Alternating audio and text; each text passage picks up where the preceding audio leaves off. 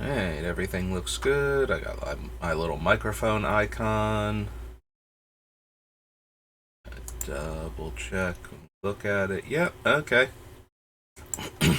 Yeah, after that 4-hour video with no audio, I'm gonna be super paranoid every single time that I'm accidentally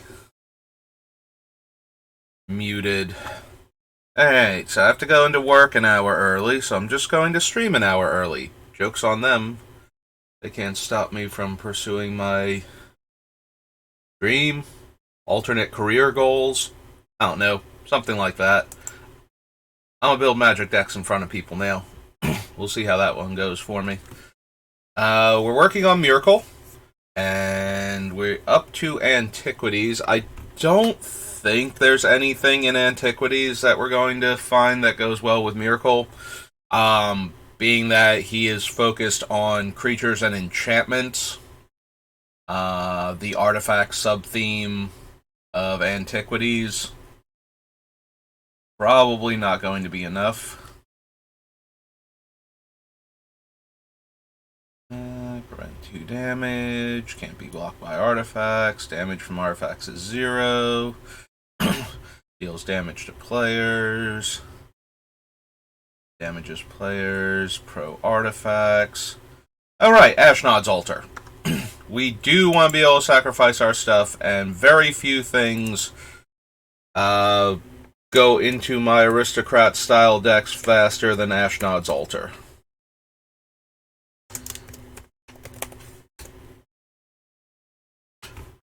So yes, Ashnod's Altar will in fact make the deck. Her armor and her transmogrant, though, not so much. Bronze Tablet, good old Candelabra, top artifacts, Lunatic Druid. Excuse me. Yeah, I ate pretty quickly today, so that I would have a bit more time to stream. So, I apologize for the random hiccups and such. 3-1 Regenerator, 0-4 Flyer, that's a 4-4 Flyer. Colossus of Sardia. Used to love this card when I was new to Magic. This giant,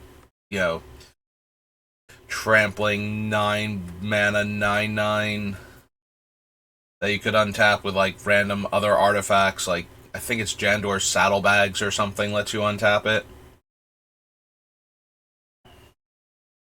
Which is why I tried to consider cramming into the Beamtown Bullies, despite the fact that there are literally, 7 or 8 cards that are almost exactly this, but, 10 times better. Coral Helm, no. Crumble, Cursed Rack, Dampening Field, Dragon Engine. Kind of excited that we might get, things like this in the next, either Dominaria United or the Brothers War, and get them as the actual Doomsday engines that they're supposed to be, instead of, this little dinky thing.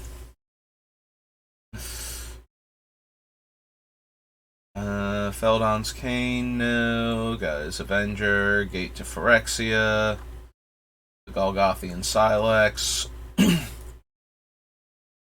Grape Shot Catapult, Haunting Winds, Ivory Tower, Jalem Tome, Martyrs. They're only for artifacts, right? Right. Mightstone, Millstone, Factory, War Machine, and Workshop. Oh, right, it's the Weak Stone. Meek Stone is the thing that doesn't let creatures untap. I'm like, shouldn't we have run into the other half of Urza's Eyes? Yeah, if you didn't know that, the Mightstone, despite the fact that it looks like a fist here, and the Weak Stone, which is the little amulet around the weird crocodile-looking guy, these are Urza's Eyes. They are the 2 halves of an ancient power stone that he and his brother each got one of them, and when he killed his brother he got the other one, and they are his eyes. If you ever see Urza with the weird eye effects going on, that's because he's got one stone in each eye, and that's what kicked off his Planeswalker powers. was getting those.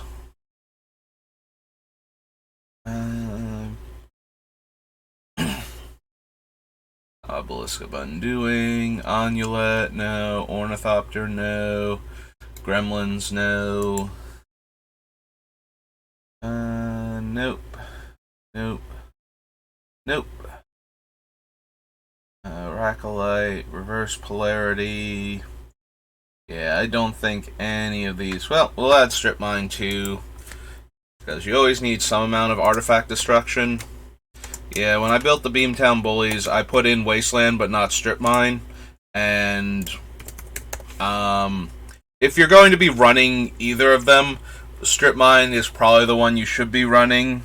Also, because Strip Mine is only legal in Vintage as a one-of and Commander, Strip Mine is a lot cheaper than Wasteland. So, it's way easier for somebody to get a Strip Mine than it is a Wasteland to be your artifact, your non-basic land hate. So, by all means, Strip Mine first, then if you have it and still have room in your mana base, Wasteland. Su-Chi. We sack it. We get 4 mana. We sack the enchantment. We get 4 mana. Probably still not good enough for all the things that we can do.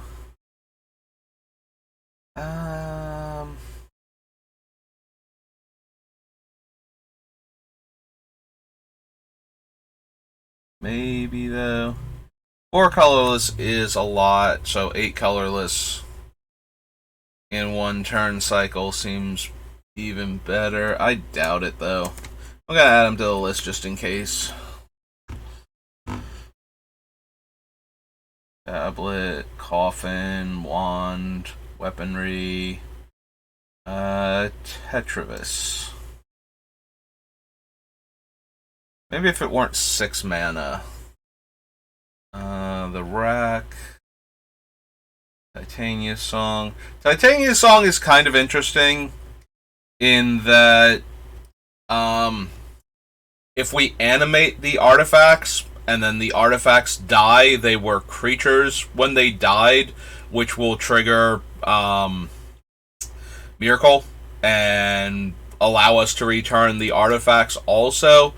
But that means we have to have Titania Song in play, so I don't think we're going to be running enough non-creature artifacts that we can do these sort of shenanigans with to begin with, that we can run Titania Song with it. If we had blue in Myrkul and green, maybe, because we could also run like March of the Machines and whatnot.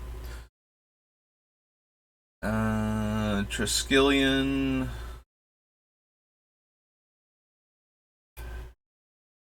Triskelion is okay, not great for what we're doing anyway. Miter, no. Wall of Spears, there's the weak stone. At least the weak stone, like the actual stone of it, kind of looks like something you could, have shrunken down and be like a human-sized eyeball, artificial eye replacement. Poltergeist and Yawgmoth's Demon and Yoshin Soldier. Yep. Alright, so that was Antiquities.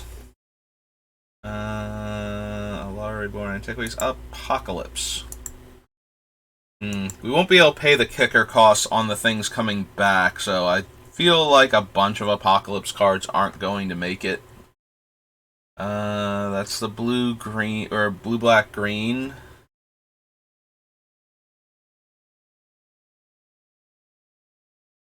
I can't run that because of the red. Nope. We're not going to be super creature type focused, so that one's not going to work.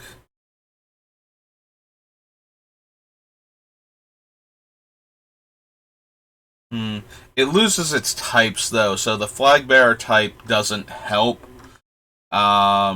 When the creature comes back as an enchantment, it loses all of its types, so it will also lose all of its creature types, since it's not a creature anymore. And even if we reanimate it, it won't have the Flag Bearer type anymore, so the Flag Bearers won't do anything to protect our other creatures and or enchantments while they're in play the second time.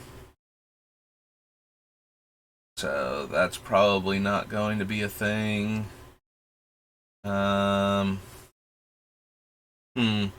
Death Grasp. I mean, there are better options for infinite mana, like Exsanguinate. So we're probably just going to run that if we're going to bother with any of them. I did have to stop and consider Death Grasp for a moment. That's the black, red. If you control black or red permanent, gain 2 life. If you control both, gain 4. We won't need Desolation Angel. Also, her coming back will destroy all of our lands the second time anyway. So, probably best not to run her. And into play. No. No. No. No. No. Nope.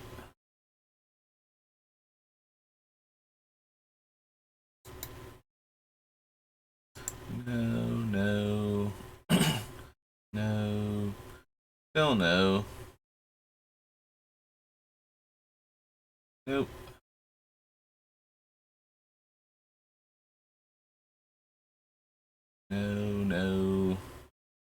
No.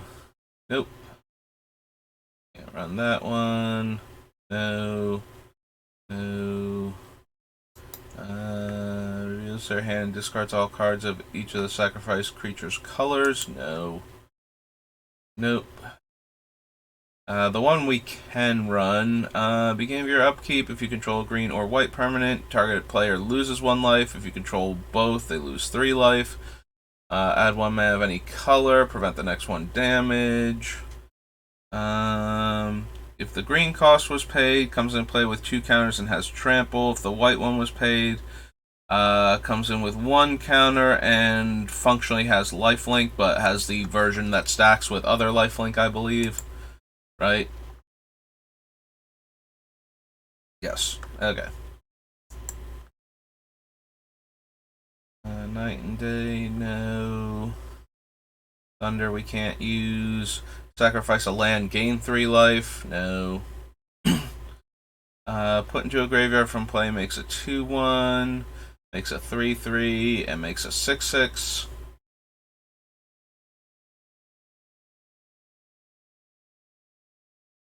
It's a lot of sacrifice fodder, but probably not. So we have Deed and we have Arena, and those two almost always make my short list, so just head down to Apocalypse, and we will add Pernicious Deed and Phyrexian Arena for now. Pernicious Deed, Phyrexian Arena.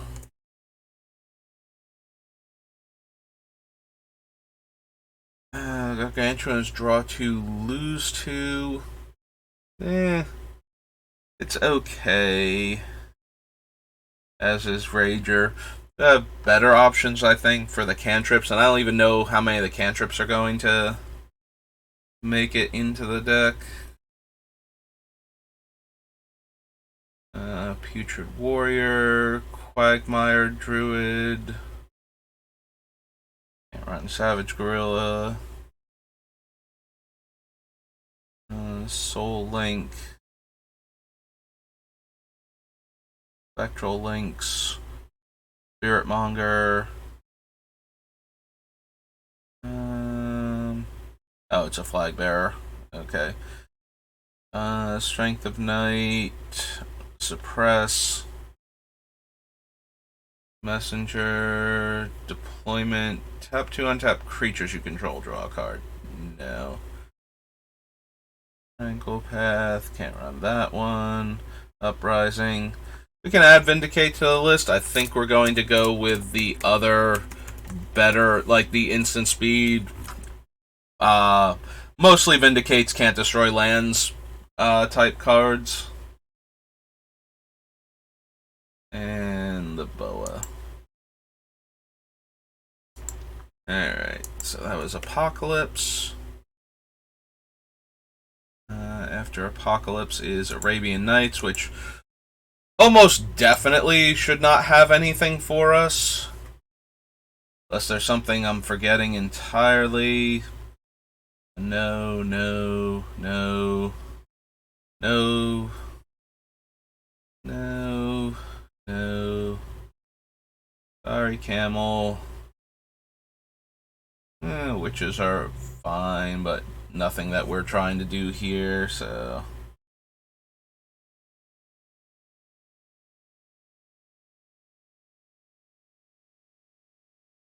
No. Sorry, Desert Twister.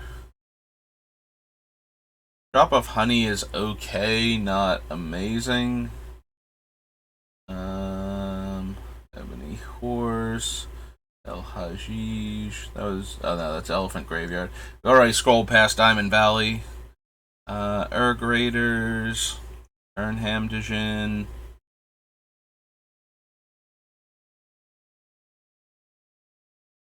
Guardian Beast only protects artifacts and non-creature artifacts at that.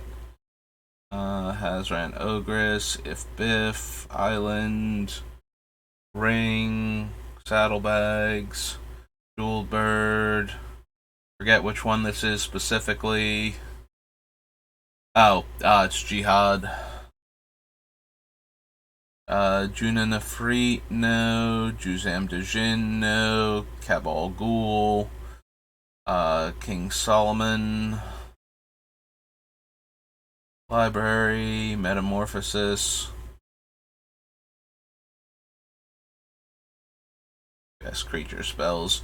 Moorish Cavalry, Nafzasp, Oubliette, Piety, Pyramids, Repetent Blacksmith, Ring of Maruf, Sandals of Abdallah, Sandstorm, Shahrazad, Singing Trees, Sorceress Queen, there's the Stone Throwing Devils, War Elephant, and Wayuli Wolf. This one is named after Richard Garfield's wife. Her name is Lily Wu. So, Wayuli. I always pronounce it Wayuli Wolf, but now I'm realizing that the L is there and not over here where I thought it was, or there's two L's. One or the other. So it's Wayuli Wolf. But yeah, it's an anagram for her name. So that is where the weird name for that one comes from. There are a bunch of older Magic cards that are anagrams for people's names. Or other things like Feldegriff is Richard Garfield, PhD.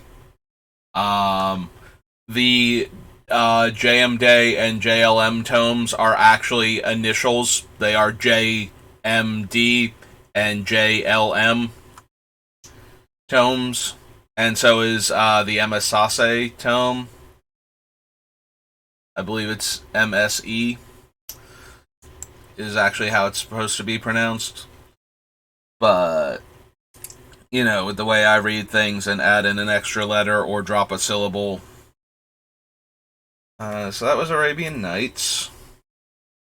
Arch Enemy, Arena, Avacyn Restored. This might have some fun stuff for us.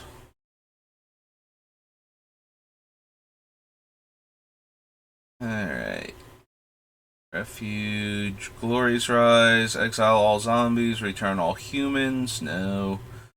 Non-black creatures get +1/+1, no. Also, the players can't pay life for sacrifice creatures is going to be very bad for us, on top of that. Even if it was more open-minded about who it gave +1/+1 to. No. I mean, it's kind of funny, but since there are even fewer ways to exile the enchantments afterwards, I doubt we have room for Avacyn, though. That's more of a cute trick than something we could actually run. The more aristocracy we get, the more blood artist matters. I don't know if I'm going to run the cards that turn things back, turn the enchantments back into creatures. There are two enchantments that will do that, being Opalescence, and I believe the other one is Starfield of Nyx. If we do wind up running those, Blood Artist and those types of aristocrats effects get a lot stronger, because we'll be able to sacrifice each creature twice when it comes back as the enchantment version. And killing these things the first time also doesn't matter, they just come back as enchantments. So. But we might not wind up running those, because there are also cards that really benefit from stopping from being creatures while still retaining their other abilities, so. And it's also entirely possible that somehow we will run a mix and match of the two. Just because we won't always have one or the other in play, so. Enters the battlefield, gain 3 life. Enters the battlefield, puts counters on things. Champion of Lamball. So the problem with Champion of Lamball is it doesn't actually have power while it's an enchantment. So while it will still gain counters, if it's not animated, the counters won't matter, and our creatures won't, like, Champion of Lamball won't even be a 1/1, so it won't stop opponents from being able to block with anything. So while that is cool, we would have to reanimate her for her coming back as an enchantment to do anything. Creature you control, return to the battlefield. Conjurer's Closet.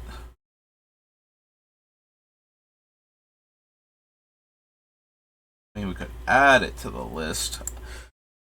I do expect a certain number of comes into play abilities to show up in this deck, for the obvious reason of, if we get the creature and then it dies, we get the second trigger also off of Myrkul, but I'm not 100% sure how many we're actually going to be running where we need, like, Closet and Teleportation Circle.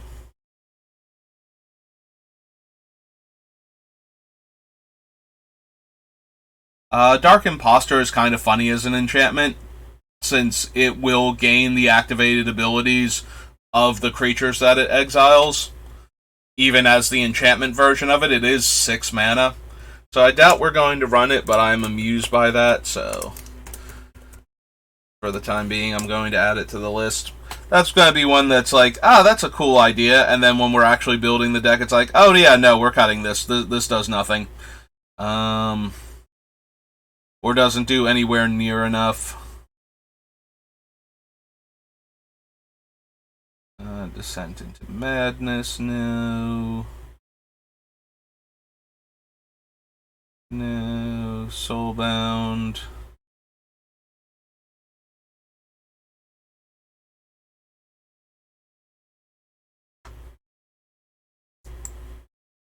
Does Soulbound work if you're not a creature?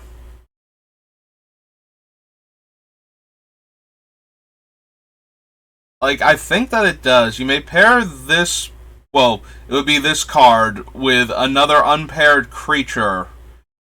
When either enters the battlefield, they remain paired for as long as you control it. Like, we wouldn't be able to pair it with one of the other enchantments, like the non-creature things, because it wouldn't be a creature, it wouldn't trigger, but it would still have this ability on it. So I believe that still works. Prevent the next X damage that would be dealt to you or permanents you control this turn. Damage is prevented this way, you can redirect it. Whenever a creature dealt damage by Dreadslaver this turn dies, return to the battlefield under your control as a black zombie. Driver of the Dead dies, return target creature card with convert mana cost 2 or less from your graveyard to the battlefield. Just +2/+2. Put charge counters on it, remove a charge counter, add 1 mana of any color. All equipment attached to it. Enters the battlefield, return a permanent you control to owner's hand. Beat the angels.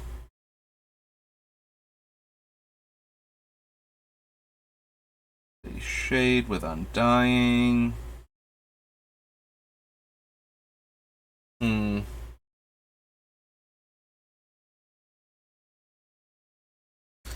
I'm debating if we want Exquisite Blood or not. I don't want to run the Sanguine Bond Exquisite Blood combo, and it worries me to run Exquisite Blood because whenever anybody sees it, the first thought is Sanguine Bond. But I'm pretty sure we can gain tons of life with this, with some of the cards that I'm thinking about putting in this deck, so I'm very interested in adding that to our deck. Despite the lightning rod nature of the card, not only for the card itself to get killed, but also for the sudden impulse by every player at the table to kill us for having the audacity to cast it in the first place. Yeah. If you don't know the Sanguine Bond combo, Sanguine Bond, whenever you gain life, each opponent loses that much life. So, with both of them in play, if you gain any amount of life, or any player loses any amount of life from anything, and that includes taking damage, they will trigger infinitely until all of your opponents are dead. Because they can't stop triggering until the game ends. Like, if more than one player were to get this combo going at the same time, I don't know if there's not anything increasing the life loss from any of the effects, like making it worse each time, and neither player is killing the other with any of the triggers, then the game will end in a draw because players can't stop their own things from triggering. Like, there's no "you may" on any of these cards, so nobody can choose to break the cycle.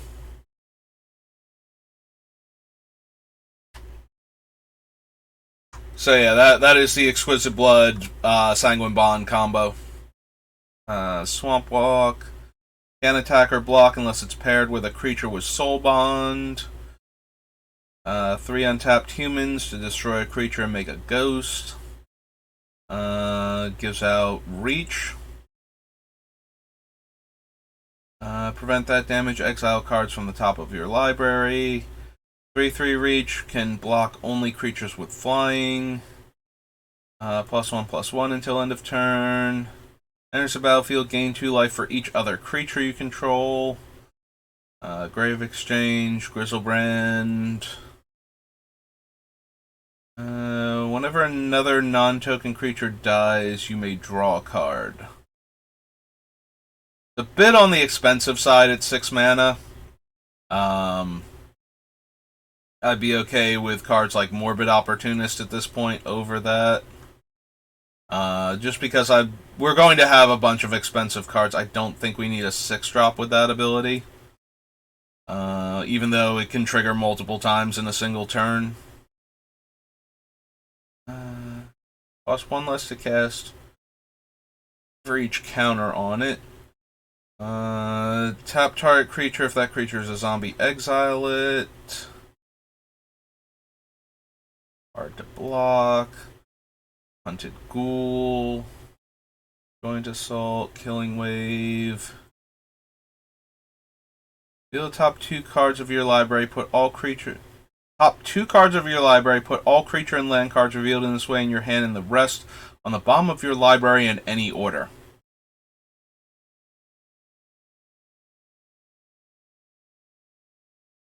Ah, that's awful.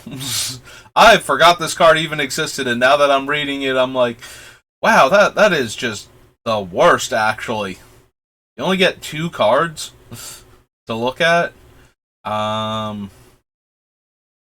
And it's like 3 mana and a sorcery.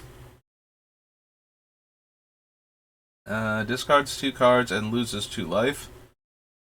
Protection from vampires. Enters the battlefield. Target creature you control gains protection from the color of your choice until end of turn. Prevent all combat damage that would be dealt to and dealt by Moonlight Geist this turn. Gains first strike. Scrapper gets +1/+0 until end of turn.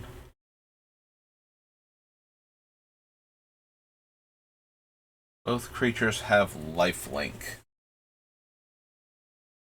So I'm trying to remember if there's any card that gives a non-creature permanent lifelink. And I don't know that there is. And unfortunately, even if this did, the things that I'm planning on doing with it would get it killed also. And like I said, the Soul Bond should work when this is not a creature, but I don't think it will work for the but it won't work for the other thing. Like, I know it won't work for the other thing if it dies. And I'm trying to figure out how to give lifelink to non-creature enchantments. Because there's another infinite combo, if I can do that I'm kind of interested in. Which is one of the reasons why I'm thinking of Exquisite Blood. Because that just means that when the opponents lose life, I'm gaining this life. So that will work with it.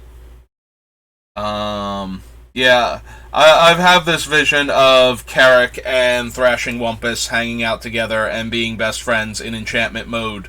So that way I can pay 2 life to deal a damage to everything, and then gain life equal to the amount of damage dealt, and that should be more than enough to kill everybody at the table. Necrobite, Nettle Swine, Nightshade Peddler, paired with another creature. Both of them have Death Touch. Otherworldly Atlas. Soul Bond, it gives Trample.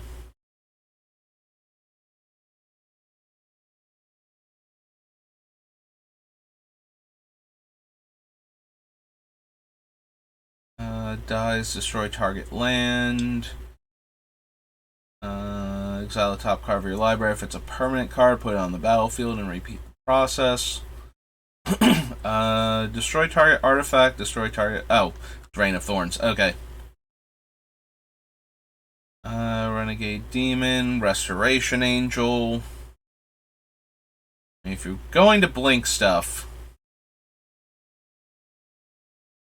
I guess we can add her to the list. I don't know how much blink we're going to bother running, but she is definitely one of the better one-shot blink effects. Choose a creature type. Human creatures you control have protection from creatures of the chosen type. Searchlight Geist. Seraph of Dawn. Sheltering Ward. Target creature you control gains hexproof until end of turn. You gain life equal to that creature's toughness. Sigarda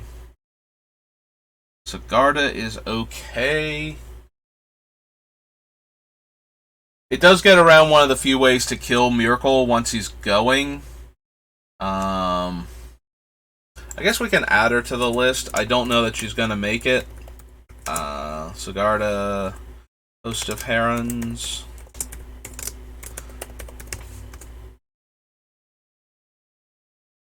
Silverblade gives double strike. +1/+1 and gains reach. Tap, add 3 mana. Spend this mana only to cast creature spells. Cards like this, I always want to run in very creature-heavy decks, and then I just don't have room for them, despite the fact that they are, 3 mana, and then every turn it's a Gilded Lotus for creatures. But it's so vulnerable as a 3 mana 0/1. I don't even know with Myrkul, because this is the kind of thing that I want to cast to ramp into Myrkul, and then when it dies, I can just tap it for mana again later on for casting other creature spells. Battlefield, you may draw a card. Dies, each player loses 3 life. Pair with another creature, they both have vigilance. Terminus, no. Yeah, with this deck I would much rather Wrath of God than Terminus for the most part. I want my things to die so that the way they can come back and do their cool thing again. Target opponent gains control of it and has Undying. Beginning of your upkeep, target opponent discards a card if you control the creature with the greatest power or tied. And I draw a card. If I control the creature with the greatest power or tied. Target creature I control fights another target creature. Dies, you may have target creature gets -2/-2.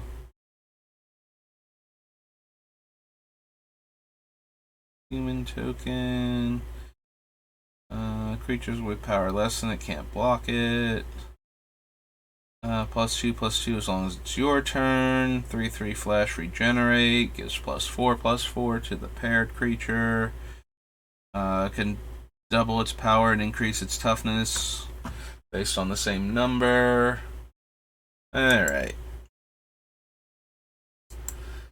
Yeah, I gotta believe that most of these are gonna be cuts. I think Exquisite Blood is the only thing there that has any chance of still being in. So after Avacyn restored, we are in battle for Zendikar. Oh, get rid of Avacyn.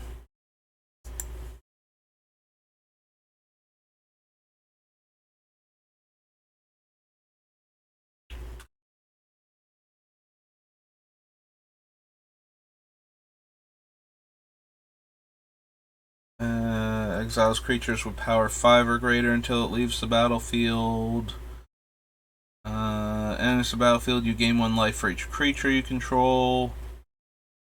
Bane of Balagad, Beastcaller Savant. Blight Herder. Blighted Lands. So the black one is make some sacrifice a creature. The white one is gain 2 life for each creature you control, and the green one fixes mana. So probably not. Like, Blighted Woodland always has a chance to make it into my decks. For the same reason that a lot of lands like this do. So this one and the other one from Judgment. Oh god, I'm blanking on the name now. Is it Croson Verge? Might be Croson Verge. The one that gets you a forest and a plains. Since it's not limited to basics, though, the Verge can go get, like Scrubland and Overgrown Tomb and all that, and the Triome. So, super helpful in that regard. This one is limited to basics, but it still turns itself into 2 other lands from your deck, so always has the potential to make it into my decks. Blister Pod is fun because you can use it to make a ton of mana, but probably not going to bother with that. Gain life, put a counter on it. Bone Splinter, sacrifice a creature, destroy target creature, Breaker of Armies. Enters the battlefield. Makes one of these Scions and can sack creatures to give -2/-2. This one makes 3 of them.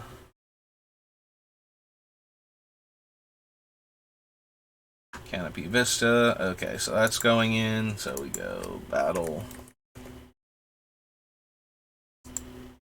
We go land. Canopy Vista.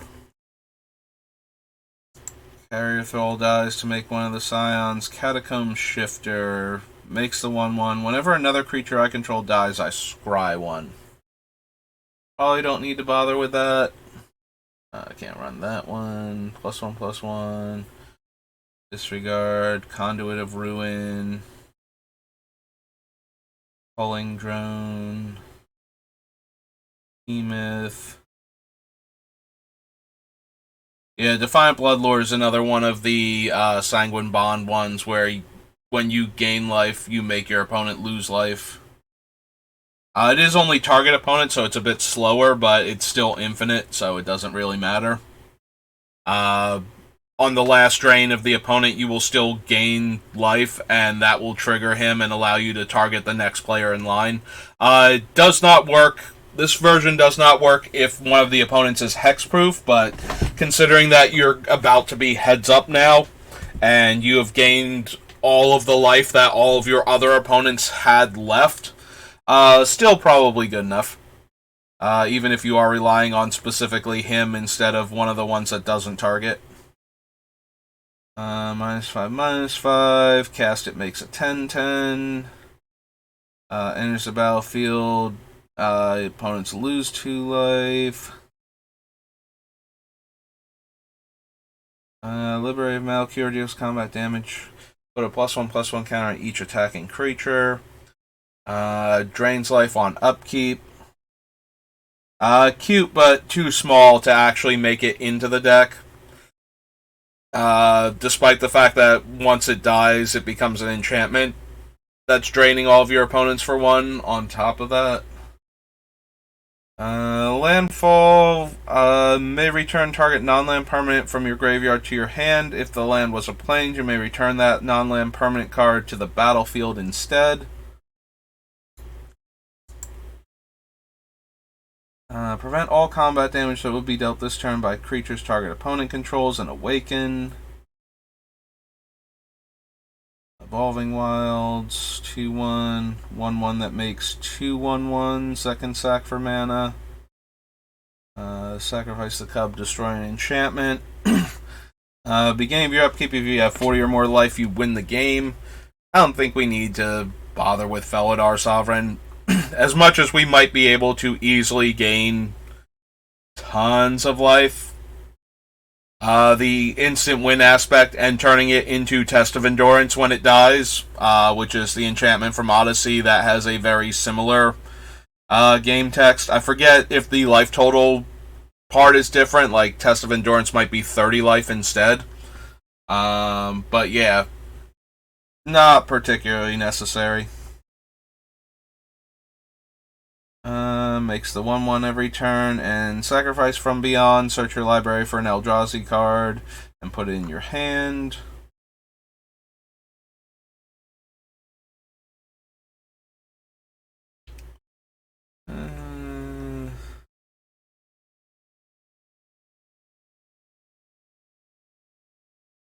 So notably, I did put Gideon of the Trials in because I found that mildly interesting, but notably, so the Gideons do have to be creatures when they die in order for Myrkul to be able to exile them and bring them back.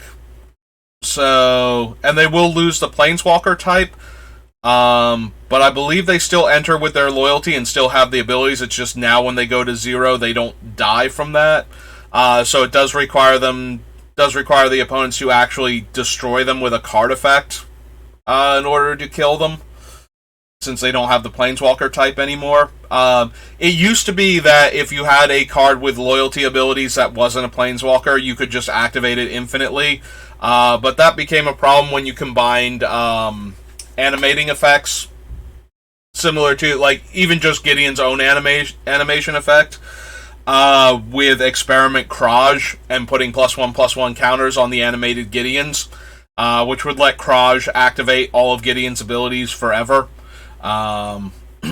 Which, as you can see with this Gideon, would be a huge problem if I could, keep making the emblems, like keep plussing Kraj to make him a 5/5 human soldier until end of turn, and until I had 4 loyalty counters on him, and then remove 4 of them and get the emblem, and just keep doing that until Kraj was, a billion, and attack with him every turn, and all of my other creatures are a billion, so that way every creature is lethal for the rest of the game.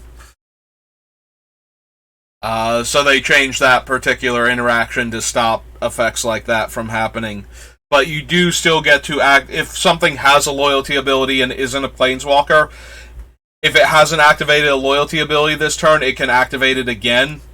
And if the effect allows you to activate loyalty abilities, but not specifically of Planeswalkers, which I believe the Chain Veil is limited to Planeswalker loyalty abilities, you would theoretically be able to activate it a second time on a turn. But yeah, things like the Chain Veil only work on cards that are Planeswalkers, I believe. I'd have to double check the Chain Veil when we get to it, but... So yeah, if we can turn Gideon into an enchantment, we can still activate him once per turn, but only the once per turn.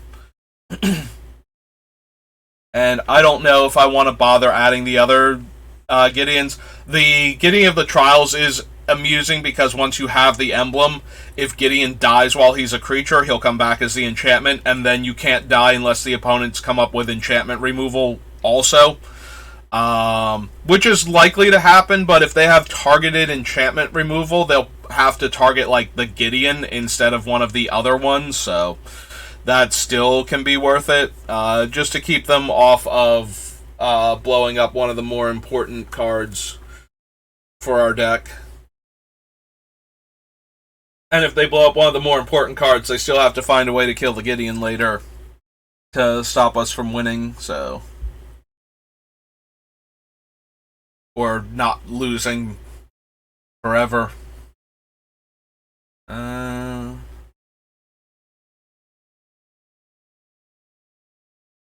Through some slaughter, no. Goldraw's Overseer. Hagra Sharpshooter. Hedron Archive. I don't know that we're going to want Hedron Archive, but Myrkul has a very high casting cost, so I could see us wanting more colorless mana ramp in this deck than we did in the Beamtown Bullies. Gomafada, another ally. Under your control, creatures gain indestructible until end of turn.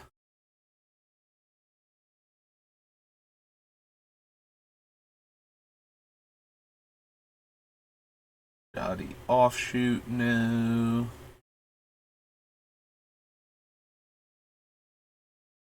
Each opponent loses 1 life and you gain 1 life. Yeah, similarly to the other issue I discussed before, these things will not be allies when they come back. So, your creature allies will trigger them, but the enchantments dying and coming back will not. So, that's kind of disappointing. Gains flying. And animating them won't give them the ally type back, so the ones from original Zendikar that trigger based on the number of allies you control when an ally enters will never count the enchantment versions unless we both animate them and give them the creature type ally again from a card like, I think it's Conspiracy is the black spell from Mercadian Mask that does that.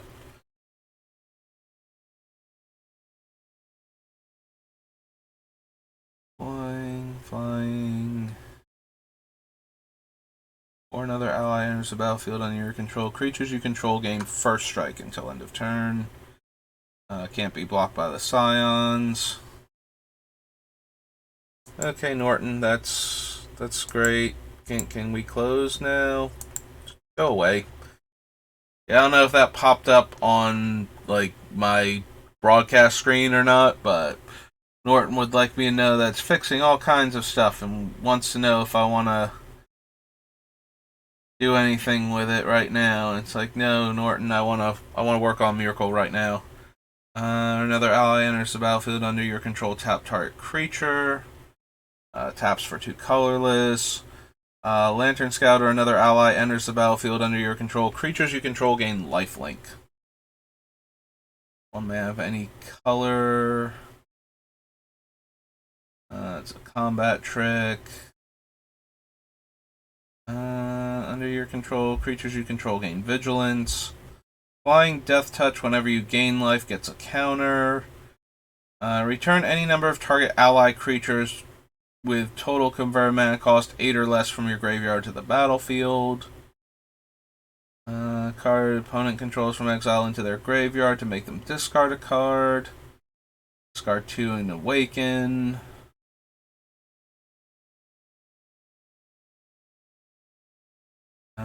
Landfall you can pay for to give this 2 counters.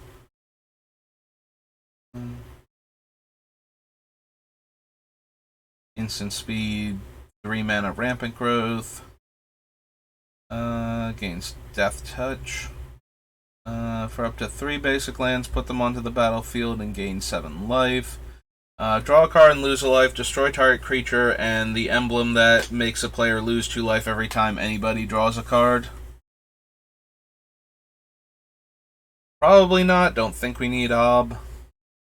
Ob has the potential to make it into a bunch of my decks. The +1 to draw a card, like the Phyrexian Arena aspect of him, always gives him a little bit of oomph. Also, a 5 mana sorcery speed destroy target creature is not the worst when he does all of the other stuff that he can do. And like all Planeswalkers, if I'm not... Like, Doubling Season has a real chance of making it into this deck. I have to triple check the wording on Doubling Season, but it should work with the non-creature tokens. So if Doubling Season is in the deck, Planeswalker Ultimates get a lot more likely to happen, just because any Planeswalker cast after Doubling Season, there are some notable exceptions, but almost every Planeswalker's starting loyalty is equal to approximately half of their ultimate. This isn't true on all Planeswalkers, but most of them have that, where if you were to cast them while Doubling Season is out, you would just get to ultimate them immediately. So Ob Nixilis falls into that category of, oh hey, I happen to have Doubling Season. If I cast Ob Nixilis, this one player is just going to die in a couple turns because, it's Commander. Players are drawing extra cards whenever they can.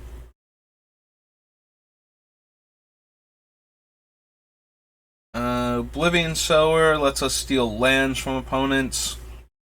Target opponent exiles the top 4 cards of their library. Then you may put any number of lands that player owns from exile onto the battlefield under your control. This is a lot better when you're randomly exiling opponents' cards anyway, either from their deck or lands from play somehow, or anything along those lines, since you can grab all of those other lands that get exiled too. So since I don't think we're going to be doing that, as fun as it is to Oblivion Sower and then later have it die in Oblivion Sower again and get a few extra lands, I don't think that's anywhere near good enough for what we're going to be doing. Gets counters, and if they're farce, it gets more counters. +5/+5 until end of turn.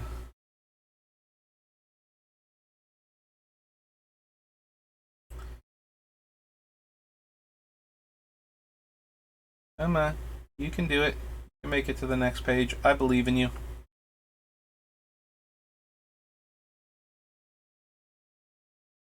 Pathway Arrows, Pilgrim's Eye. Probably don't need that one. Planar Outburst. Bladed Crusher, Plummet. Quarantine Field. Nope. Artifact, Enchantment, or Land.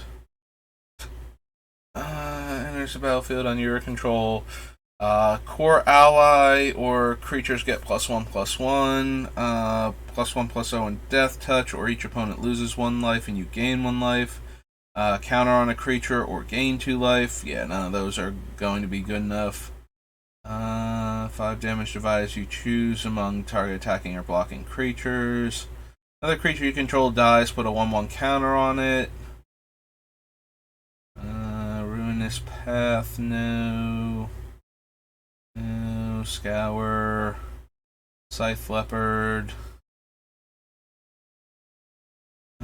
Gain life, you may pay white. If you do, put a +1/+1 counter on target creature. Spike, no. 2/2 flyer. Shambling Vent. Probably not going to need the man lands for this deck, so we're just going to keep on going. No.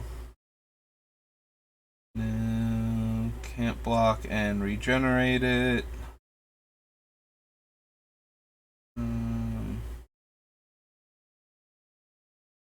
to give it +2/+2. Pumps itself to void and ingest. Power 4 greater.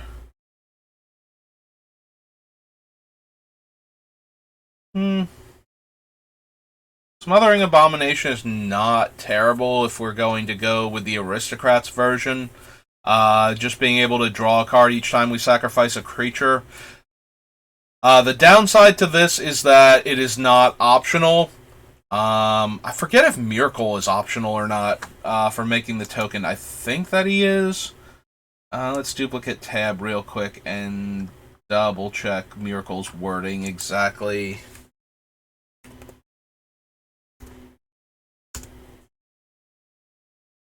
Whenever another does, you may exile it. Okay, so if we needed to break the endless drawing because we're going to win by looping things too much and we would draw too many cards now that we found everything, we could sacrifice Smothering Abomination and not bring it back, so that might actually be worth considering then.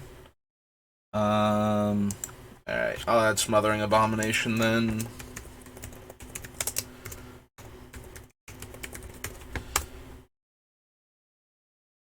Oh. I mixed the H and the E up. There we go. Like, smothering is definitely a word. Oh, right. I think I've noticed this before when we were doing Battle for Zendikar for the Beamtown Bullies. The devoid spells show up even though they have, colors in their casting cost because they are colorless spells. And just like lands, they are going to pop up in our search thing. Don't think we need that or that. Swarm Strike, or Swarm Surge rather. Swell of Growth, Sylvan Scrying, Beastmaster, Stalwart, Warcaller, Baloth, no. Titan's Presence, Transgress, Turn Against. Good old Ulamog. Always has a chance to make it into my deck, so. And we're probably going to be running more, the Ceaseless Hunger.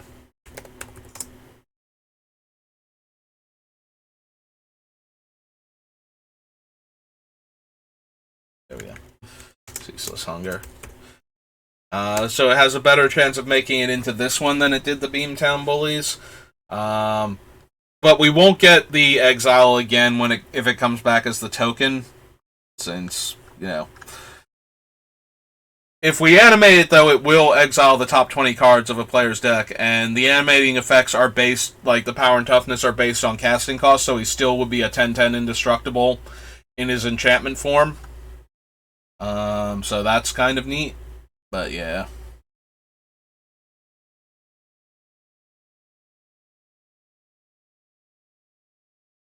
That.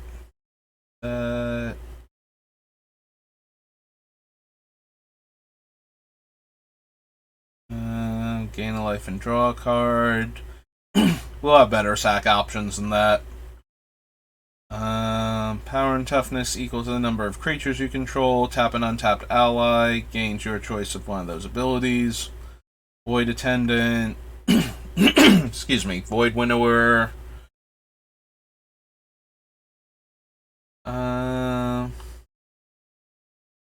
Is okay, not amazing. Strangler, no. Strider, no. Zulaport Cutthroat is the other Blood Artist-like creature. So we'll just add him to the list. Go back. Alright, so that was Battle for Zendikar. Almost 12 o'clock. Battle Bond.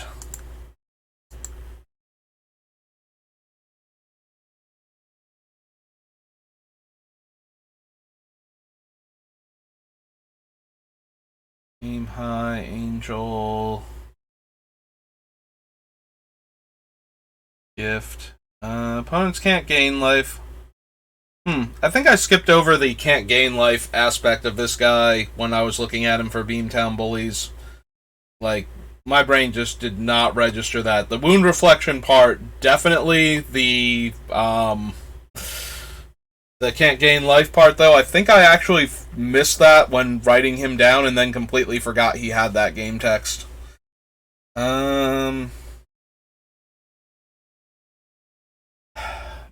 Maybe. Probably not. Battle. Well, there's only 3 results, so. Yep. And we're already on the second one because it moved down. Alright, so Archfiend of. Despair. Flying Vigilance Trample enters the battlefield. Choose Artifact, Enchantment, Instant, Sorcery, or Planeswalker. Players can't cast spells of the chosen type.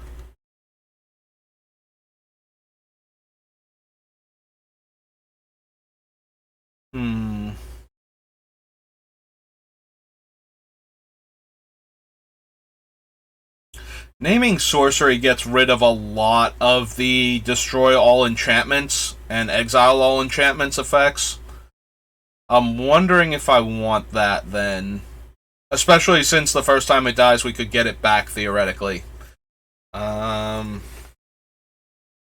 still obviously a bunch of instants that can get rid of it, but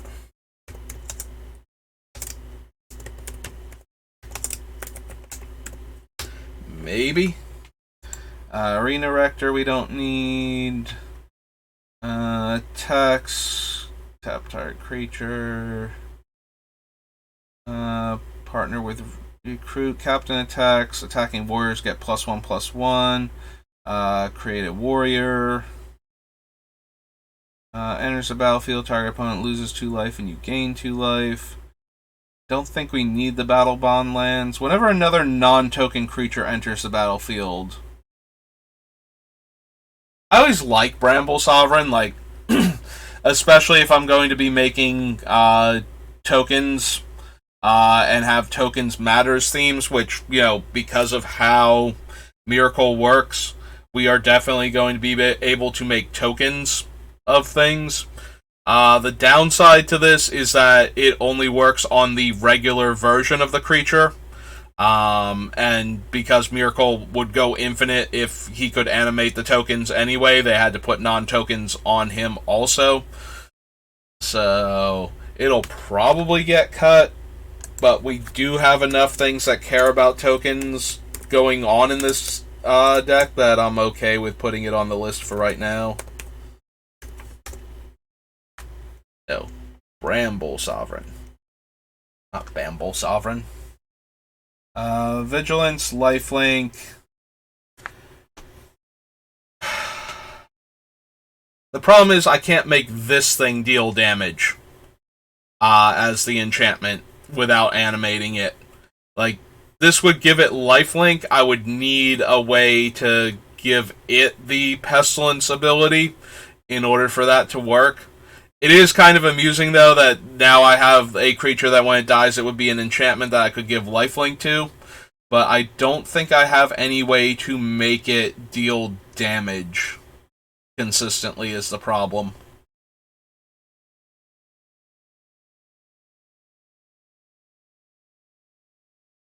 If I see something that gives the enchanted creature a pestilence-like ability, maybe I'll come back, but I'm 99.9% sure that card does not exist, so...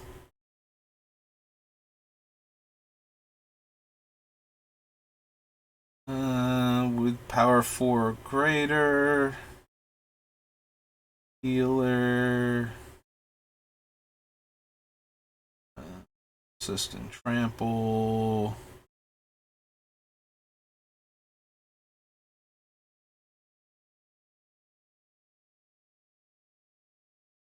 enters the battlefield under your team's control, put a 1/1 counter on it. Diabolic Intent. Diabolic Intent's probably going to make it into the deck when we get to, like, Plane Shift. Doom Dissenter, Doom Traveler, Doubling Season. Yeah, I thought so. Doubling Season is 100%. Like, this will make copies of the token enchantments coming in. Lightsmith. Oh, my phone's ringing. Give me one moment. Be right back.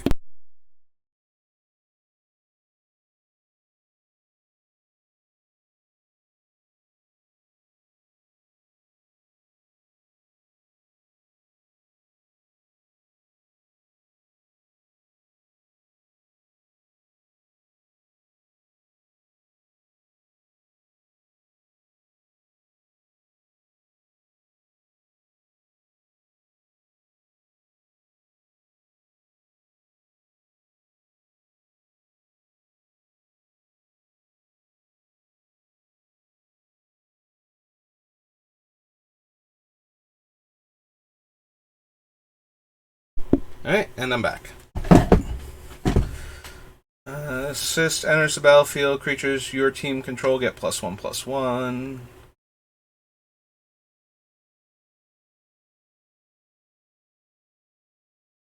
No. Nope. Nope.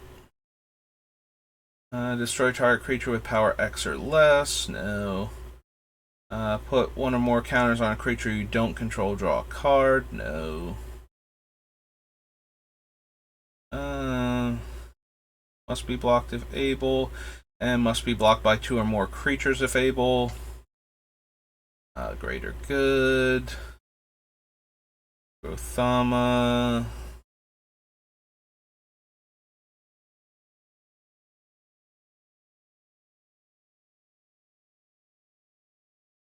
Silumgar. Hunted Wumpus. Inner Demon.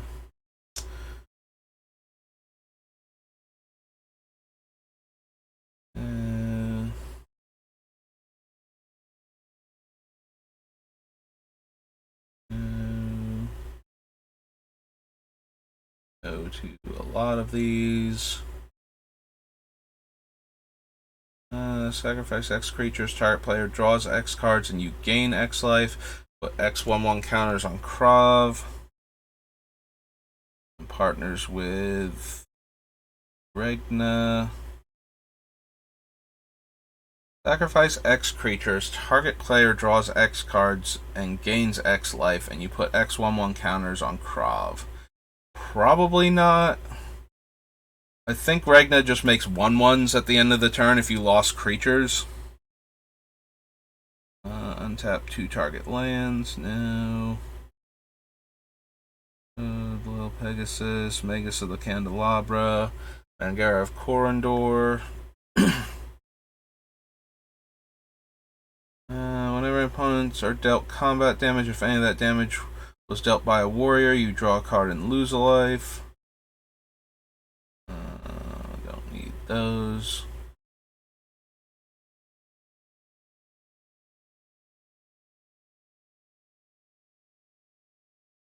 Alright, I know Newscraft Mob is from one of the other sets, like one of the Innistrad sets. I am amused by the fact that if we could figure out a way to put 1/1 counters on enchantments, like, it never dies. So, it would just get more, it would just keep making zombies until it was down to 0. And then if anything put counters back on it, then it would start making zombies again, since it's not animated. I don't know if there's any way to put 1/1 counters on non-creature permanents. If we find things that can do that, and there might be certain cards that can do that, like, because non-land permanents can hold the counters, usually, or non-creature permanents can hold the counters, but usually things don't bother putting them on non-creature permanents. They're just non-creature permanents that will have counters on them and usually have a way to move the counters off of themselves to put the counters on other things. So yeah, I don't know if there's any way to put counters onto, the non-creature permanents to begin with in order to do cool things with them.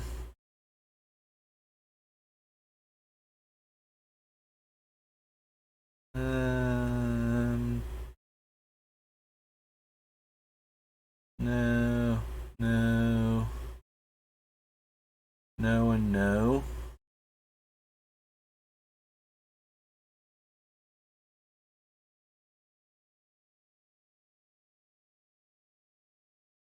Each friend searches their library for a land card and puts it onto the battlefield tapped. Each foe sacrifices an artifact or enchantment they control. No, probably not. Crusher again. Play of the game. Exile all non-land permanents. Nope, that kind of wrecks all the cool things we're doing. White tap target creature. There's Regna. Beginning of each end step, if your team gained life this turn, makes 2/1/1s. Each friend gets a 1/1 counter on each creature they control. Each foe chooses one untapped creature they control, then taps the rest.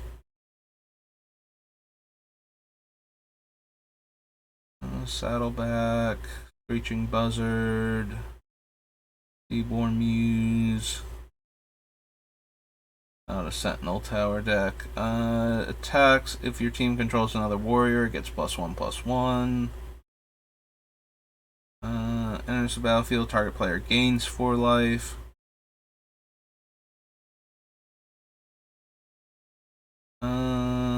Whenever a creature with a 1/1 counter on attacks one of your opponents, that creature gains Death Touch. And enters the battlefield, support 2.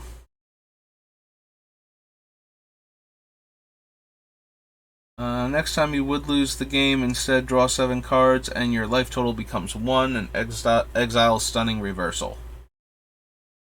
Swords.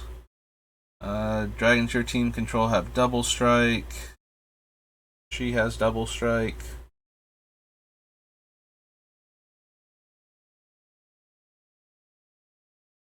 That goes wild.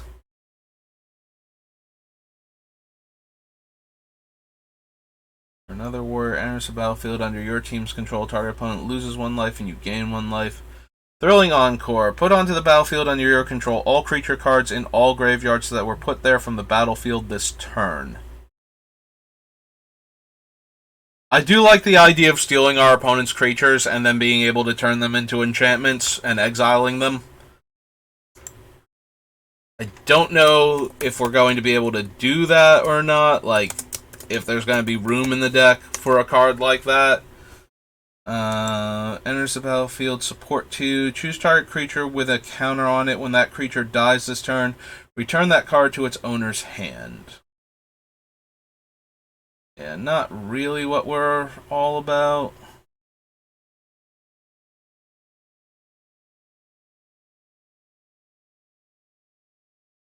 Figure Vitreous deals combat damage to a player. That player loses half their life rounded up.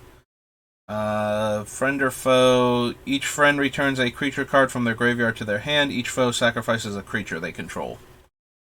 Meh. Alright. Well, that was Battle Bond.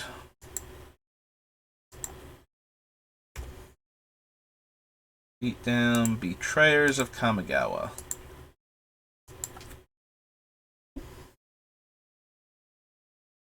Spirit or Arcane spell, put a key counter on it, remove a key counter, makes a 1/1 spirit, sacrifice Urchin, target player loses 1 life, Blessing of Leeches, anytime you can play an instant.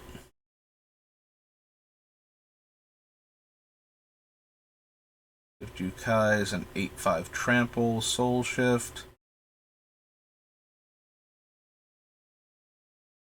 Don't think we need any of the ones that get the counters on them and then flip them when they have 2 or more. They're kind of all low impact. +1/+1 until end of turn. 2/2 Fear. God, there were so many terrible spirits with Soul Shift. This is a 7 mana 2/2.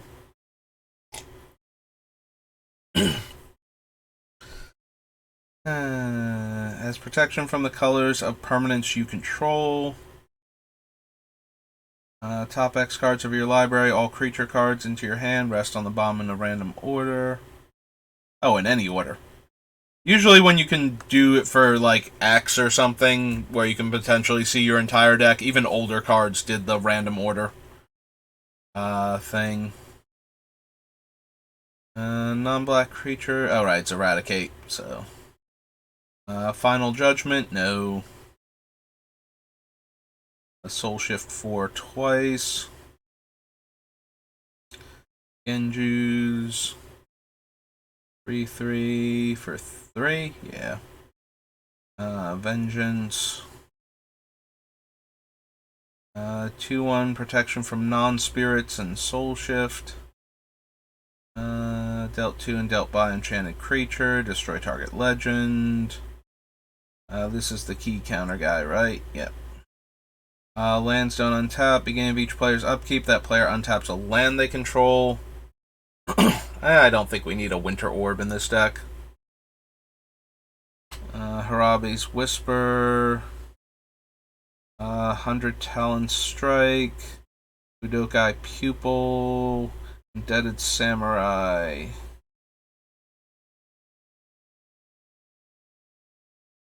Ink Eyes. Iseo, Enlightened Bushido, or Bushi rather. Enlightened Bushido. Enlightened Bushi. Can't be countered. 2 to regenerate a samurai is Bushido 2. Each opponent may put a legendary creature card from their hand into play. Faithful Squire. Prevent all combat damage that would be dealt this turn. So it's a Spore Frog.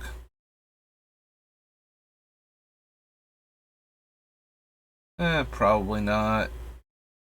Gains flying until end of turn. Does dealt damage, you gain that much life. Soul Shift 6. It is a 7 mana 3/5 flyer. Bushido 1, and you may pay X rather than paying the cost of a samurai spell, where X is its total mana cost. Prevent the next 1 damage will be dealt to each creature and each player this turn.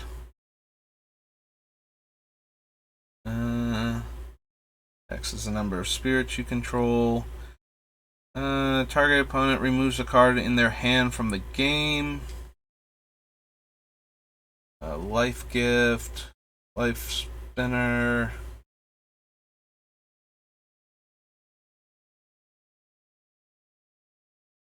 Lone Dweller. Tapped? No.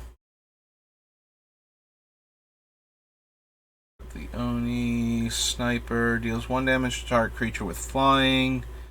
And deals damage to a creature. Tap it and doesn't untap. 4 damage that would be dealt to the target creature or player this turn. Your gallery. Excuse me. 1/4. Sacrifice a target creature you control, gains protection from the color of your choice until end of turn. Destroy target ninja. Seems way too narrow. Nourishing Shoal. Attacks. It can't be blocked this turn unless defending player sacrifices a creature. Combat damage to a player. They discard 2 cards. The next source of your choice would deal damage this turn. That damage is dealt to Opal Eye instead. So I'm pretty sure that damage can't be dealt to. I would have to triple check this. I'd have to run it by like a rules, like a judge or something. I am pretty sure that damage can't be redirected to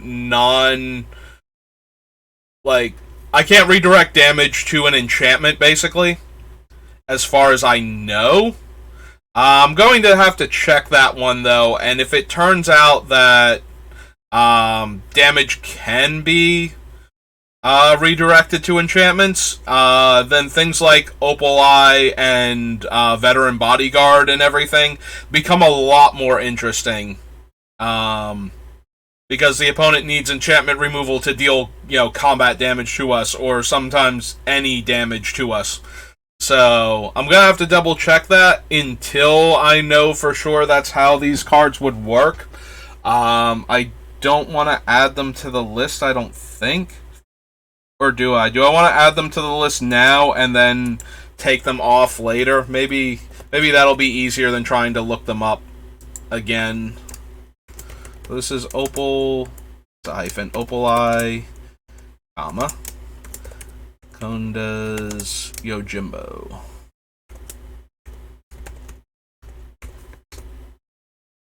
Yeah, I don't think, I know there are effects that prevent damage to your permanents.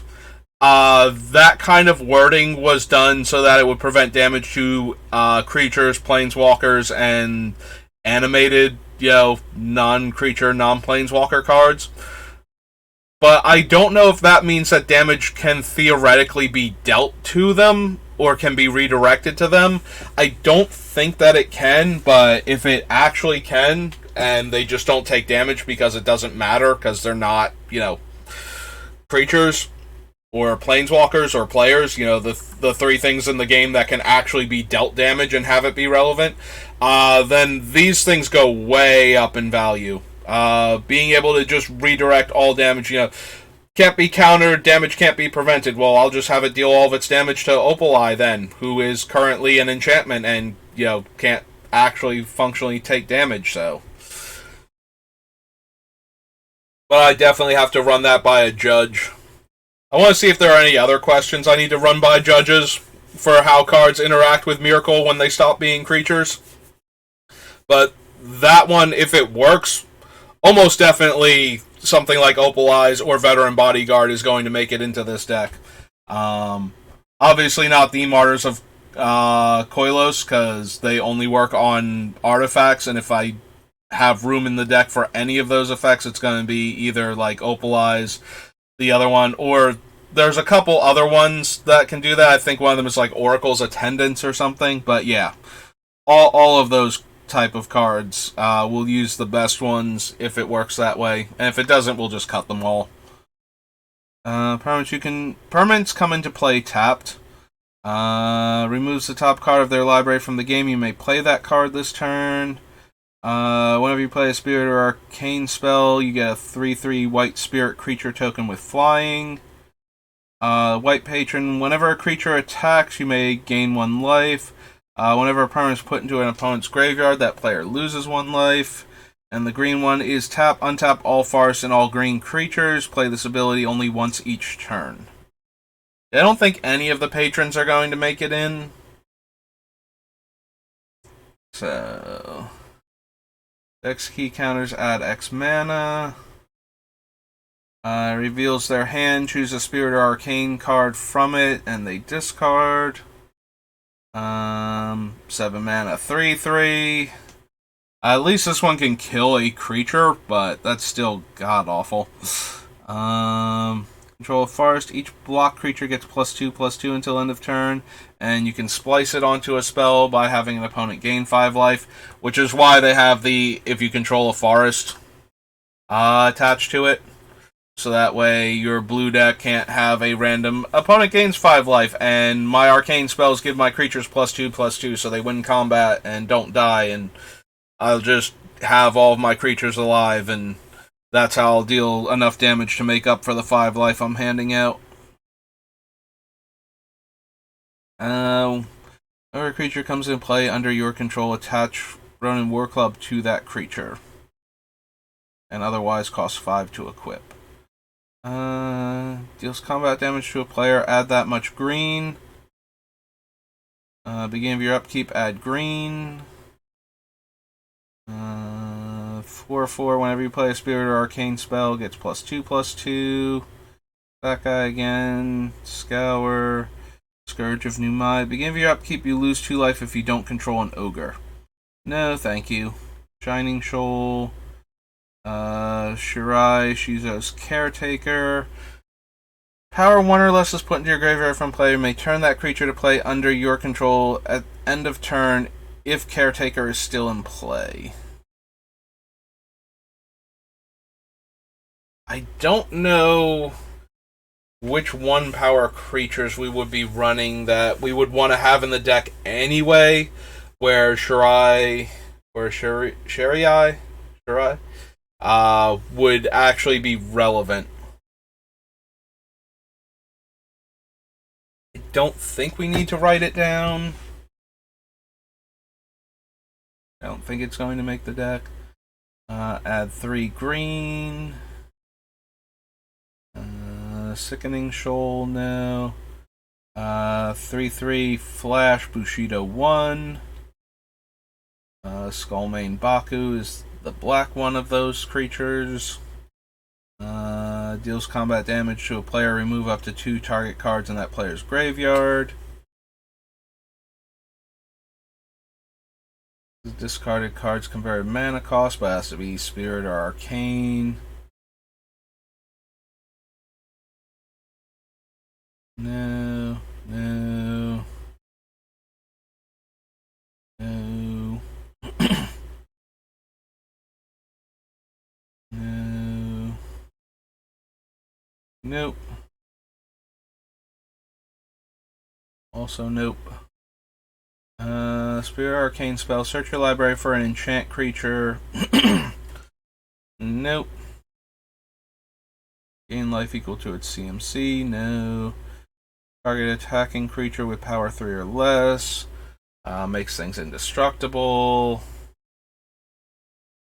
Discards 3 cards. Deals combat damage to a player. Destroy target non-black creature they control. Creature opponent controls is put into a graveyard from play. Alright, he lets you cast instants and sorceries. Or is it just instants? Target instant card from your graveyard. Yep. Traproot Kami. Have flying. Nope. Jeet's probably not gonna make it. Listen. Just because you're one of the best cards in Magic and one of the most overpowered limited cards ever printed does not mean you get to make it into my commander deck if I'm trying to have all of my creatures die rather than deal combat damage. Gains trample. Land on top of its owner's library. Gain 3 life and splice. Next 1 damage that will be dealt to enchanted creature this turn is dealt to target creature or player instead. There's the white Baku. Whenever a legendary permanent other than Yomiji that bars the way is put into a graveyard from play, return it to its owner's hand. No. Leaves play, sacrifice all non-ogre creatures you control. So no. No to all of those. Alright, that's Betrayers. 12:30 now. Born of the Gods. Amazing how fast I make it through these sets when a lot of my stories about random cards have already been told once, and I don't feel the need to reiterate them so soon after. You know, it's only been like a month and a half since the last time I saw any of these cards. We are in danger of having the white cards specifically trigger stories. And every once in a while a card that I don't remember if I mentioned the cool little factoid about it. Prevent the next X damage that would be dealt, where X is your devotion to white. Reward deals that much damage to target creature or player. 3/3 red activated ability.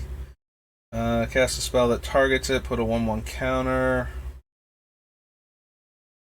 Have first strike, creature's opponent control lose first strike. Hexproof and lose hexproof. Death touch and lose death touch. Yeah, unfortunately these all give the abilities to creatures specifically. So we can't have our permanents gain death touch or hexproof from these guys. So cast a spell that targets Ashiok's Adept. Each opponent discards a card. X is your devotion to green. Destroy target untapped creature. Cornucopia. All other creatures with the same name as that creature get -3/-3. Defender. Brimaz. Champion of Stray Souls.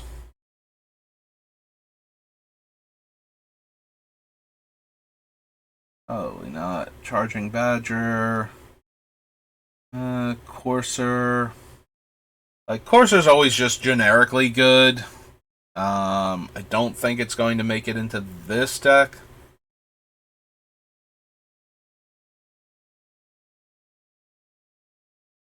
And or destroy target enchantment. Nope. Drown in Sorrow. Eater of Hope. Eidolon of Countless Battles.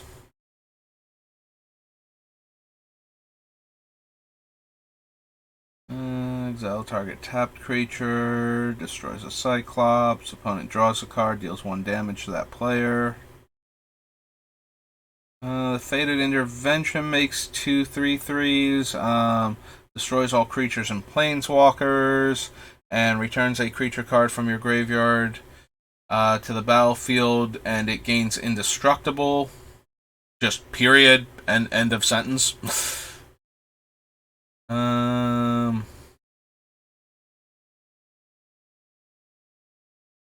Yeah, it's 7 mana though. I don't think Fated Return is the one that I'm going to use.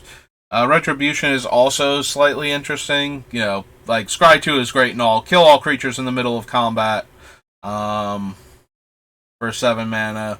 Rout is also 7 mana, but can be cast for 5 at sorcery speed.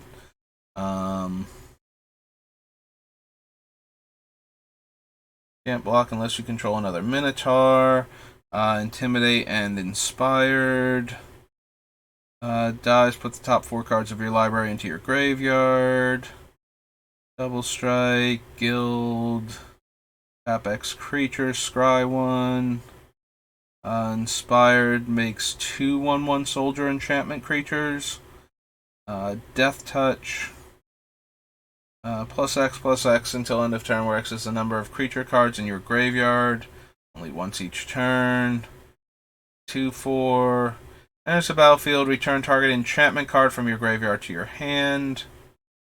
Enchanted creature has Intimidate.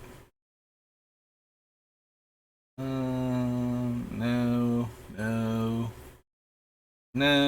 Next 7 damage will be dealt to target creature or player this turn. No. Target creature gets +3/+3 and gains trample. Whenever this creature deals combat damage to a player, draw that many cards. Probably not. Devotion to Green. Whenever you cast a creature spell, you may search your library for a forest or plains, put it onto the battlefield top, then shuffle your library. I don't know that Karametra is what we want in this deck. Probably not. Favor. Enters the battlefield, draw a card. Has tap, add 1 mana of any color to your mana pool. Can't attack or block alone. 4/5. Costs less based on your devotion to black. +4/+4. +1/+1 and gains lifelink. 1/1 and indestructible. Gains Death Touch and regenerate it. Tribute is terrible. Especially for this deck, because the opponent can just put counters on the non-creature version of it each time. If they're not going to be animated anyway. So that's extra not great. On top of already being a terrible mechanic that just doesn't do anything good. Shieldmate, Wolf. Return targeted enchantment creature, from your graveyard to your hand. And it also does that when it ETBs. Inspired, gain 2 life. Flying Tribute, enters the battlefield. Yeah, I think this might have been like the best tribute creature. Most of the time, your opponent's just going to make it a 5/5 flyer for 5. But even if they make the 2 1/1s instead, that's usually okay. Usually if they make it the 5/5, that means they're going to kill it. And if they give you the 2 1/1s, it usually means that they either have like a Wrath effect or a small Wrath effect, and they wouldn't be able to kill the 5/5 anyway. And most of the small Wraths in this set were like 2 damage or -2/-2. Like, I forget if Wrath of the Gods is 3 damage or not. It might be, but it might only be 2 damage and exile them when they die. So yeah, the Ornitharch actually probably one of the best tribute cards from this set, for limited purposes at least. Like, none of them were good for constructed.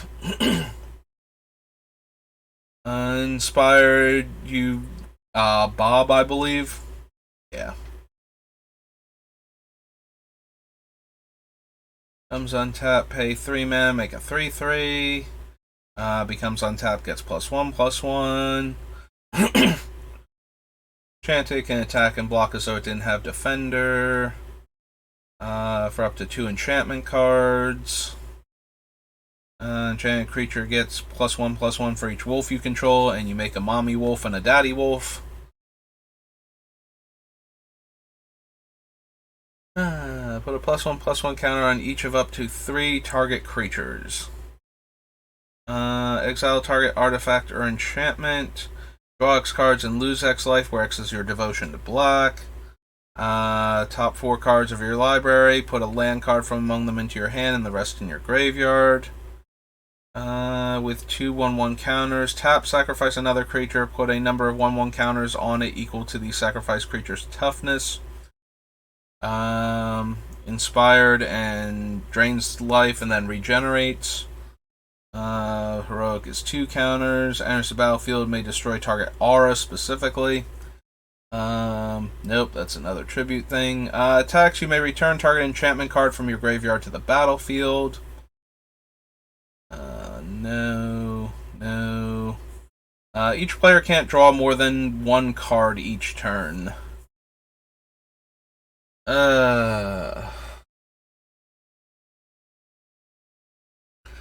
Like, I'm more inclined to run my card draw than I am to shut off other people's card draw with Spirit of the Labyrinth. If we were doing enough other stuff to constrict them, maybe I would rather have the Spirit than the extra card draw myself. Enchanted creature attacks, defending player loses 2 life. Whenever you gain life, put that many 1/1 counters on this creature. 2 mana 3/2, the temples. Artifact or enchantment, its owner shuffles it into their library. Heroic makes a 1/1 cat. Inspired, target creature gains intimidate. And -3, -2 on enchanted creature. Yeah, all of those were kind of underwhelming. So, be Born of the Gods, Champions of Kamigawa. Yeah, I'm going to push it just a little bit further.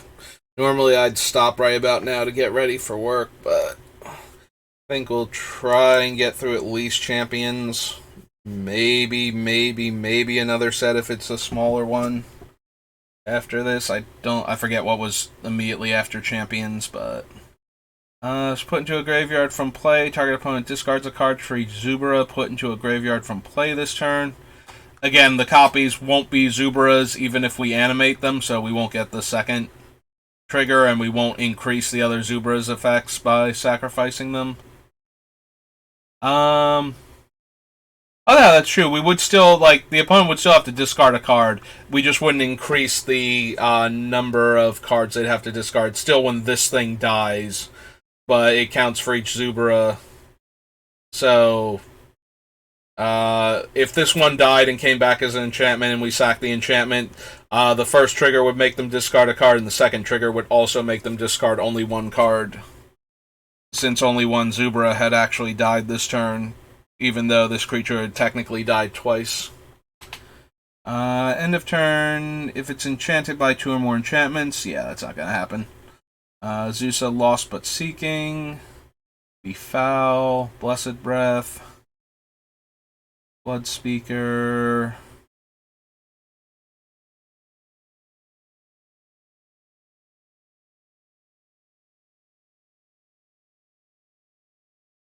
Put a devotion counter on it. Tap target creature gets -X/-X until end of turn, where X is the number of devotion counters on it.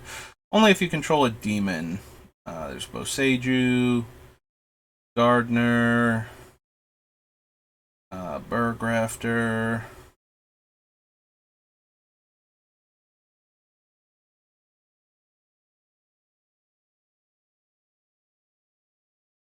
Enchanted creature can't attack or block.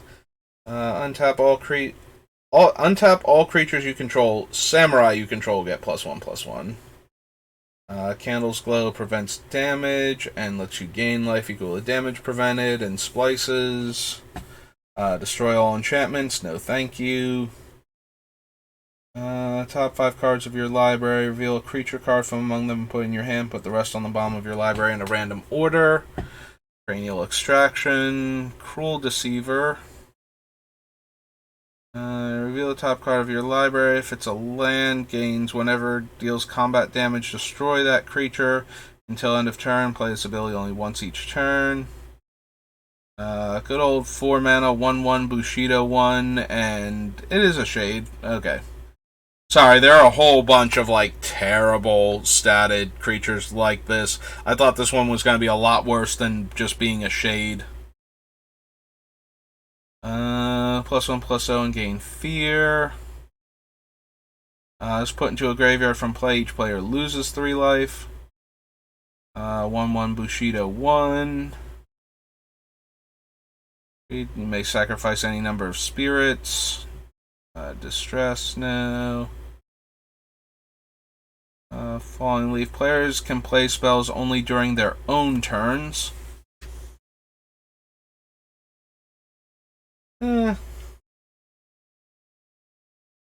do like his anti-counterspell tech. I do worry about not letting counterspell players shut off combo decks, though, that aren't us.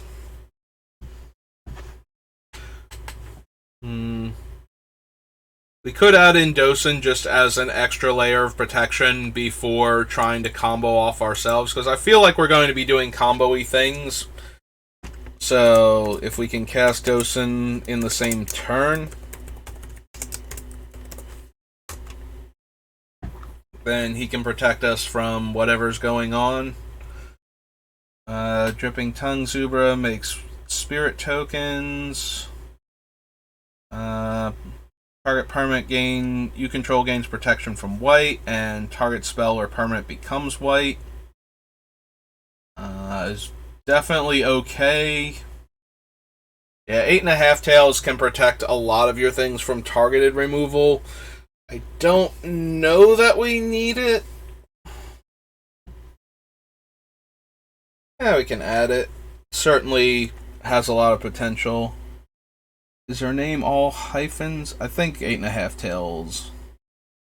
I could be wrong. I might be thinking one of the other Kitsune. And a half Tails. Prevent all combat damage that will be dealt by creatures this turn. Destroy target land. If it was legendary, its controller sacrifices another land. Another one of the deceivers.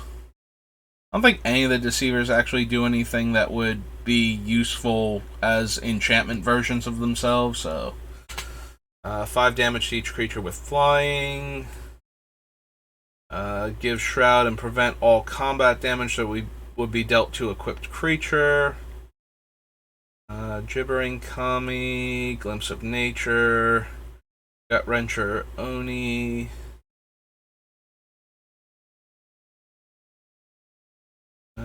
Tap creature you control, target player mills the top card. Pay 3 life, add 1. Creature spellcast this way as haste. Return target arcane card from your graveyard to your hand.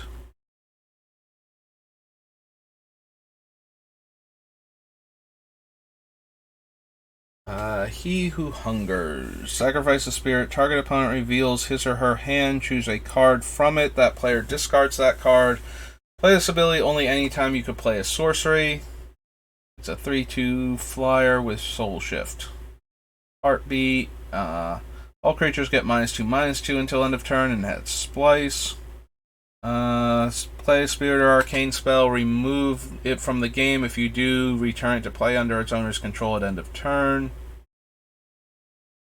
+7/+7 until end of turn for blocking. Gain 2 life for each shrine. Honden. Yeah, so notably, the recent ones from Kamigawa fall under the same category. If they die and come back, they won't count as shrines anymore and won't add to the total.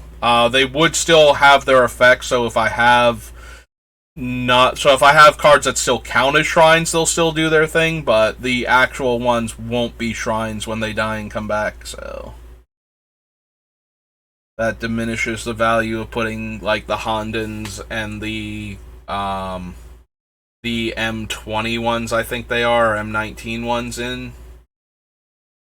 Becomes the target of spell or ability, destroy that creature. Eh. Humble Budoka, can't be the target of spells or abilities. Flying and Soul Shift. Search your library for any number of spirit cards and put them into your graveyard. And this is the one that lets you put it from your graveyard into play. Oh no, to your hand. Maybe it's the Iname is one that puts them into play. Because it costs like 14 mana or something. Some insane number. You may play Indomitable Will anytime you can play an instant. Enchanted creature gets +1/+2. White tap target creature. Cast a spirit or arcane spell, becomes a 4/4 spirit artifact creature. Search our library for a basic land and put it into hand. Respite, Jugen, Jukai, Junkyo Bell.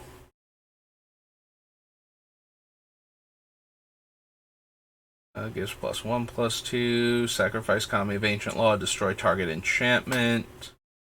Flying Soul Shift 5. 1/7. Spirit Arcane Spell gets +1/+1.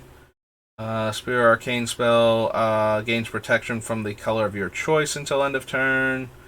Flying First Strike Soul Shift. Flying Spirit Arcane Spell gains Fear. Deals combat damage to a creature. Tap that creature. It doesn't untap. Combat damage doesn't untap. This guy again. Kiku. Meh. Even as an enchantment version of herself, still only okay. First Strike Bushido 1. Tap target spirit. Prevent 1 damage. Prevent all damage that would be dealt to a legendary creature. Mystic again. Riftwalker has protection from spirits and arcane. 6/4 Trample Shroud.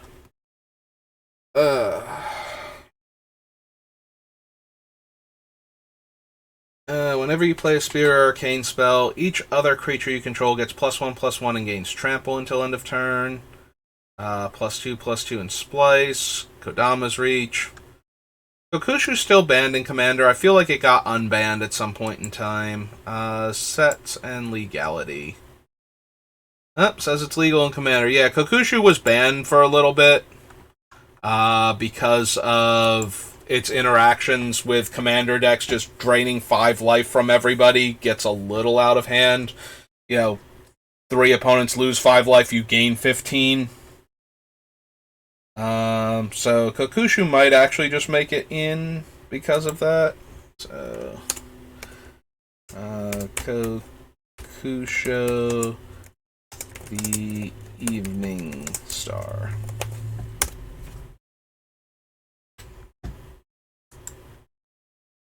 Konda now. Konda's banner. Hatamoto has Bushido 1. As long as you control Legendary Samurai, gets +1/+2 in Vigilance. Pay 1 life, target creature gets -1/-1. For 9 mana, probably not.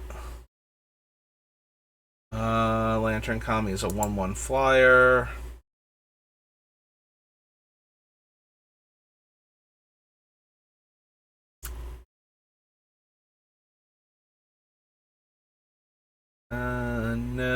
No to Lore, no to Maronar. Block as though they were untapped, no. Target creature blocks this turn if able, and deals combat damage, doesn't untap. Dynamo, Moonring Mirror. No, 5/5. 2/2 flying Bushido 1. The Myosians aren't going to get their counters the second time because they're not being cast. Bushido 1. Attack. Samurai you control get +1/+1. One or more creatures you control deals combat damage to a player. Tap all lands that player controls and untap your lands. No, I don't think so. Target player discards a card. Play this ability only anytime you could play a sorcery. Fear and can't block. Grave Robber, one of my all-time favorite cards for graveyard hate. Ooh. I accidentally, tipped up my computer and dropped it back down. That was the thud. And there was this weird noise that came out of it. Or out of the fan. Might have been the fan I used to cool it, but that was weird. I don't know if the microphone picked that up or not. It was a weird little screeching noise. I think it might have been the fan. I might have accidentally knocked the housing too close to the blade. 3/1 Bushido 1. Opponent discards a card. Then if they have no cards in hand, you flip it. Then it's a rack.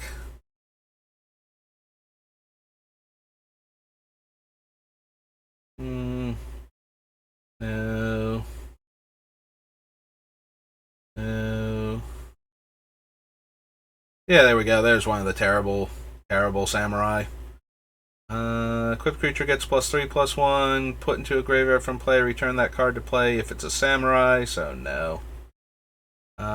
Temple to Grandfathers, probably not. I mean, it's like all of them are fine, but not amazing. Oni Possession, no. Reach and Spirit or Arcane Spell. It gains Forest Walk. 4 mana 4/3. 3 mana tap, make a 1/1. Hatchery, Leaf Caller. Combat damage to a creature, tap that creature. Taps for green. Blinks a creature and has it come back with a counter. That's another one of the terrible demons. Put the counter on it, tap, remove a devotion counter from it, gain life. -5/-5, destroy an enchantment. 3 mana tap, remove 3 cards in a graveyard from the game. No. No. No. No, no. Nope. Put target land on top of its owner's library and soul shift. Okay. Sacrifice it to put the land on top. I was like, wait a minute. Other snakes you control get +0/+1, and shamans you control have tap, add 2 green. There's Steve.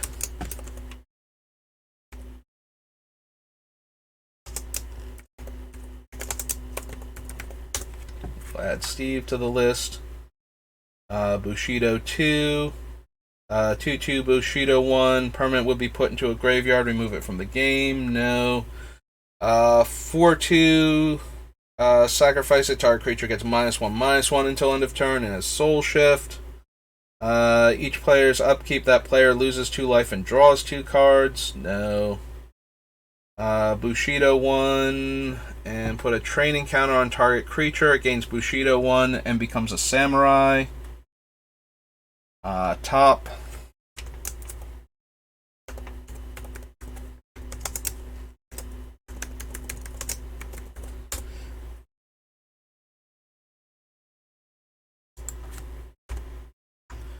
Serpent Skin, no. Seshiro, no.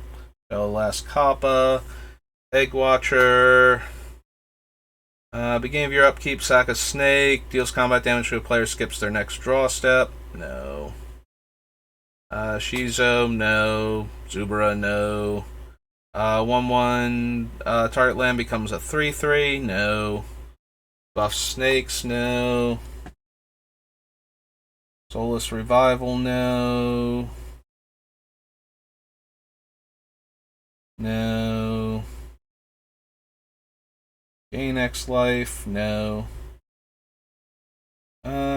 Each samurai you control gets +1/+1 for each point of Bushido it has. No. Spear Arcane Spell, no.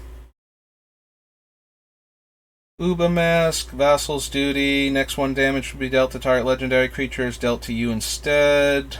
2/3 Reach and Soul Shift.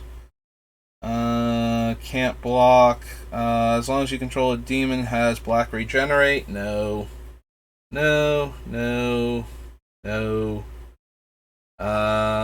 Probably not. And also probably not.